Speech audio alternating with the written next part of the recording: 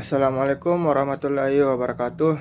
Perkenalkan, nama saya Muhammad Alif Al-Amin dari kelas PJKRE dengan NIM 203015010116. Di sini saya akan mempresentasikan hasil kerja PPT saya dengan judul Kondisi Herediter dan Cedera Olahraga pada Anak.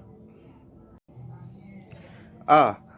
Osteochondritis penghancuran atau crushing osteochondritis. Osteochondritis subchondul kartikular atau crushing osteochondritis dapat terjadi pada caput femoris, sendi panggul, os lunatum, pergelangan tangan, os naviculang pada pertengahan kaki atau pada cepat metatarsal kedua. Setiap kejadian ini dapat merupakan sindrom overshoe dan akan menjadi lebih berat dengan aktivitas fisik. Macam-macam penyakit osteochondritis penghancuran. 1. Penyakit Pertes adalah satu dari osteochondrosis yang paling umum dan yang paling sering menimbulkan kerugian jangka panjang. Umur awal kejadian biasanya 4 tahun dengan puncaknya pada umur 5-6 tahun atau PAP 1989. Dan semakin tua umur anak semakin buruk prognosis jangka panjangnya. Gejala yang paling umum. 2. Penyakit Kobler merupakan bentuk osteochondritis yang ditemukan pada anak usia 3-7 tahun dengan nyeri pada sisi media kaki di daerah asclaviculae. Yang terkena biasanya anak-anak yang aktif dan lebih banyak pada anak laki-laki daripada perempuan.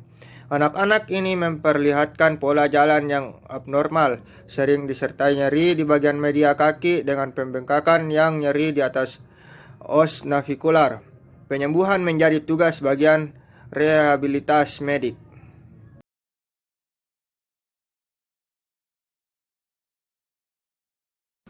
B. Osteochondrosis chondral artikular. Penyakit ini dapat terjadi akibat trauma olahraga yang berulang-ulang. Penyakit ini juga dapat terjadi oleh karena faktor herediter. Bila fragmen osteochondral menjadi terpisah, terdapat risiko besar terjadinya gangguan fungsi sendi yang kemudian diikuti osteoartritis. Paling sering terdapat pada anak laki-laki umur antara 16 tahun. Dari paling sering mengenal condylus femoris medialis tekut. Kondisi ini dapat juga mengenai permukaan conver condylus femoris interalis plateu tibial litet, patella talis pada tumit, kapitulan pada sikut, capul metatarsal pertama atau capul femoris paha. Gejala yang paling umum adalah nyeri sendi yang tidak jelas setelah suatu aktivitas. Pada tahap lebih lanjut, bila sudah terjadi separasi bagmen, dapat terjadi elusi cairan sendi atau gejala mekanis, misalnya kaku sendi. C. Osteochondrosis facial. Penyakit ini, skeureman pada spina, adalah satu bentuk osteochondrosis fiskal. Kondisi demikian mempengaruhi lempeng pertumbuhan yang mengakibatkan pola pertumbuhan yang regular, dan bila ada gaya kompresi yang cukup besar dapat terjadi diplomasy angular sekunder. Penyakit Blount atau osteochondrosis deformans pubis dapat terjadi pada bagian posteromedial dari lempeng pertumbuhan tibia bagian proksimal. Hal ini mengakibatkan deformitas rotasi dan virus pada labia proksimal. Bila sampai menimbulkan masalah, perlu tindakan ortopedik. Stres fraktur menjadi sering didiagnosis pada remaja. Hal ini sering merupakan akibat peningkatan intensitas latihan yang mendadak dan paling umum terjadi pada tulang-tulang panjang tungkai bawah, tulang-tulang tarsal, metalsial, femur, tulang-tulang panggul, dan corpora vertebrales. Stres fraktur diaphysis dapat didiagnosis dengan mudah secara klinis atau bila terdapat keraguan dilakukan screening tulang. Stres fraktur pada lempeng pertumbuhan telah pula dijumpai khususnya pada epitelis radial distal. Pada pesanan penyembuhan meliputi modifikasi kegiatan. D.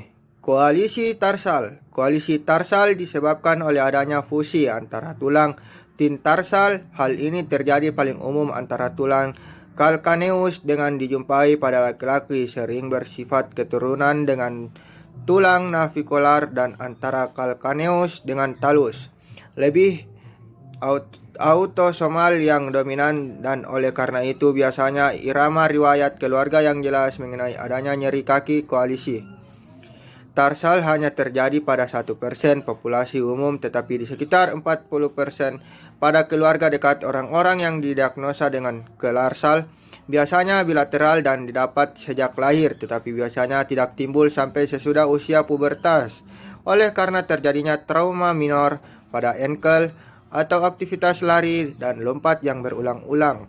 Gejala yang paling umum adalah nyeri pertengahan kaki yang kronik, kadang disertai dengan pincang. Sindrom malignment atau kesalahan penjajaran. Malformasi muskuloskeletal congenital atau malignment dapat menjadi masalah yang signifikan bagi anak yang terlibat dalam aktivitas fisik. Misalnya, sindrom kaki dan tungkai bawah. Dalam hal ini hanya akan dibahas koalisi tarsal untuk sekedar mendeskripsikan diagnosa dan manajemen masalah demikian pada atlet remaja. Itulah tadi hasil presentasi PPT saya. Kurang lebihnya mohon dimaafkan. Wassalamualaikum warahmatullahi wabarakatuh.